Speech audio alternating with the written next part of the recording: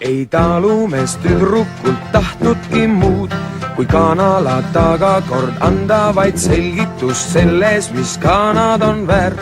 Kuid piilus seal juures ka tüdruku nägu, kui näinuks seal midagi uut ja küsis, kas neiust ei saaks talle abilist tallu, kes krips ja nii kraps. Peagi neil mõlemal oleks siis suur lilleaed, ümber väikse maja, särab ja lõhnab seal õite hurm. Elu on sinuga suur lilleaed. Kui tüdrukult isani jõudis see jutt, siis papale peale neist tulevad naer, sest ta hõõgudes näost nägu vask. Seal hüüdis see mees on küll täielik ohver, sest poosimist nõuda võib talt ning katsugu ainult ta hüppata jõkke ja sinna ta saada nüüd võid.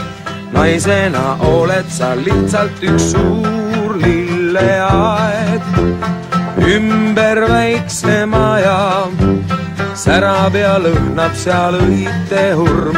Elu on sinuga suur lilleaed. Kui talumees nägi, et saatus on julm ja üle nüüd jääb ainult teha tal ülikondus, olgu raha küll napp, kuid südames vahutab ülekeel põrm, et saab säästetud teenija palk ja laiskuse kontidest pitsutab elu, mis lõbus kui haljate mäng. Tähtsaimaks paigaks seal ikka jääb suur lilleaed, ümber väikse maja.